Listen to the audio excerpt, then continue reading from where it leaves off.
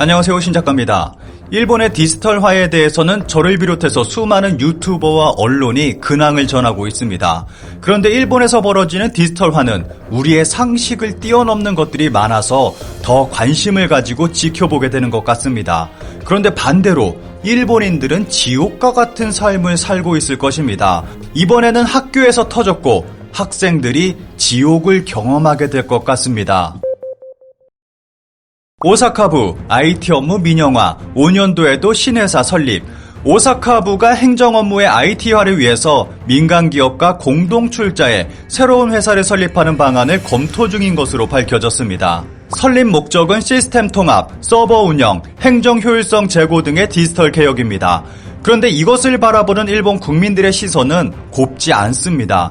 어느 네티즌의 SNS 글이 현재 상황을 잘 설명해주고 있다고 생각합니다. 일본 유시내의 이권 투성이가 된 친구 기업에게 고비용으로 쓸모없는 IT 인력을 집중시킨다는 것으로밖에 보이지 않는구나. 마이너머 카드 사업비 2.6배인 1655억엔 초과로 팽창, 이례적인 계약 변경 수와 증액 규모. 일본 정부가 강력하게 실시하고 있는 마이너머 카드의 사업비는 점점 눈덩이처럼 불어나고 있습니다. 마이너머 카드의 사업비는 당초 예상보다 2.6배나 늘어서 1조 6천억 원을 넘어서고 있습니다. 문제는 사업비가 더 늘어날 전망이라는 것입니다.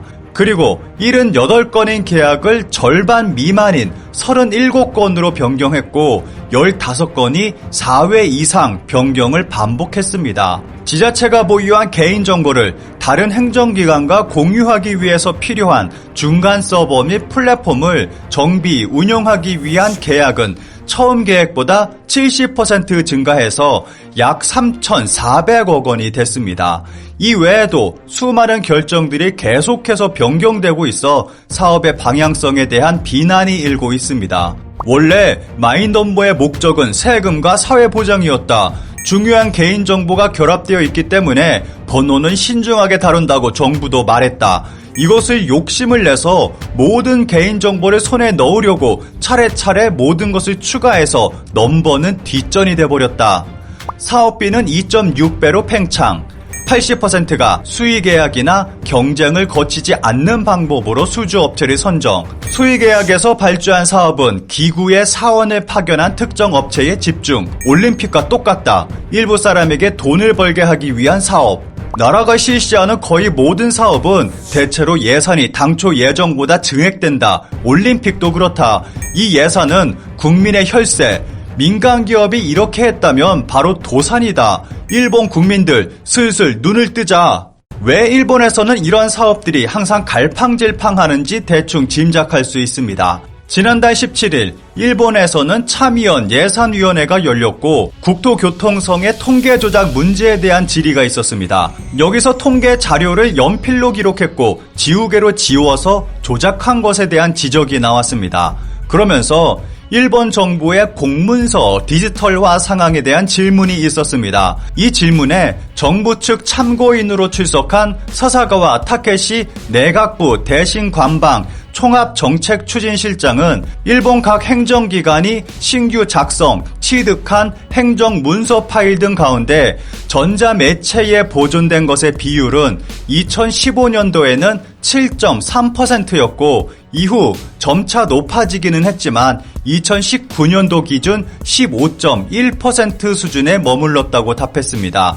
이 답변이 나오고 바로 자료가 등장했습니다.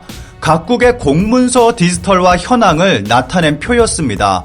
행정문서의 디지털화 비율 및 공문서 관리 권한 등이라는 설명과 함께 그려진 표를 보면 한국의 디지털화 비율이 98%로 5개국 중 가장 높았고 반면 일본은 15.1%로 가장 낮았습니다. 최장 보존기간을 보면 모두가 영구 보존인데 반해 일본은 1에서 30년에 불과합니다. 현재 자민당 정부는 디지털화를 주장하고 있지만 정작 자신들은 반디지털화에 앞장서고 있습니다. 일본 총무성의 정치자금 보고서를 온라인으로 제출한 국회의원 관련 정치단체는 2020 회계연도분을 기준으로 4.4%에 그쳤습니다. 심지어 디지털 장관인 마키시마도 정치자금 보고서를 종이로 제출했습니다. 마키시마 장관은 영수증을 전자화하면 사무소의 업무가 증가하기 때문에 종이로 제출했다고 해명했습니다. 이렇게 일본의 정치인들이 아날로그를 고집하는 데는 그만한 이유가 있을 것입니다. 그런데 이와 반대로 일본 국민에 대해서는 과도한 디지털화를 요구하고 있어서 논란이 일고 있습니다. 정부, 학습 이력 등 개인의 교육 데이터 디지털화하고 일원화로 일본 정부는 학습 이력 등 개인의 교육 데이터를 2025년까지 디지털화하고 일원화하는 시스템을 구축한다고 밝혔습니다.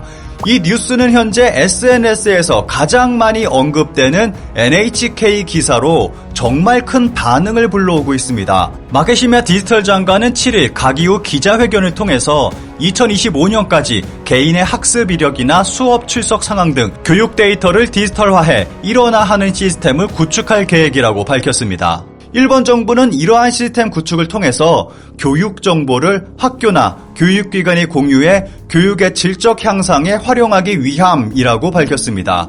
일본 정부는 이 시스템을 구축해 2030년부터는 본인이 열람할 수 있도록 서비스를 지원해 평생 학습 등에 도움을 제공할 방침이라고 전했습니다.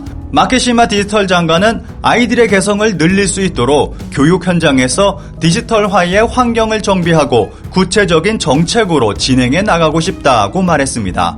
기사에서는 이렇게 길게 설명하고 있는데 한마디로 설명한다면 학창시절 성적을 비롯한 모든 기록을 서버에 평생 저장하고 모두에게 공개하겠다는 것입니다. 이에 일본의 SNS에서는 폭발적 반응과 함께 다양한 우려의 목소리가 나오고 있습니다.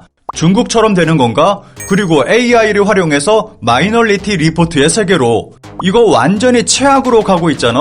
어린 시절에 여러 가지가 기록된 것을 평생 짊어진다는 것은 있을 수 없다. 심지어 누군가 관리를 하고 있다. 유출도 있을 수 있을 텐데 말이야. 정말 너무 이상하고 말도 안 되는 인권 경시다.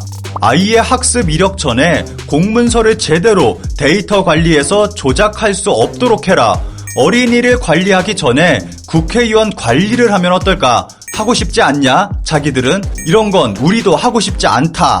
나 꽤 큰 회사 다니는데 인사기록 같은 게 따라다니면서 승진이 잘 안 되거나 기록 보고 거부되거나 하는 선입견으로 보거나 하는데 그걸 어릴 때부터 당한다는 거야? 미쳤구나 미쳤어. 우선 관리국가적 발상이 최악이고 배움은 학교에서 배우는 것이 전부가 아니니까 어차피 쓸모없는 데이터밖에 안 된다. 이런 일에 세금을 얼마나 펑펑 쓸 셈이냐. 이거 개인정보의 일원 관리가 된다. 키시다 정권은 중국과 같은 나라를 목표로 하고 있다고밖에 생각되지 않는다. 빨리 정권에서 하야해라. 부탁이다. 공문서나 통계는 조작, 은닉, 파기, 게다가 검증도 하지 않는다. 누구 하나 책임지지 않는 가운데 시치미를 떼며 이런 일을 저지르다니 정말 정신이 아득해질 정도로 미쳤다. 태블릿 나눠줄 때부터 이런 거 할 생각이구나 라고 생각했었는데 일어나 해서 무엇을 하려고 하는지 절대 배움의 향상만은 아닐 것이다. 용서할 수 없다. 당연히 거부할 권리가 보장돼야 한다.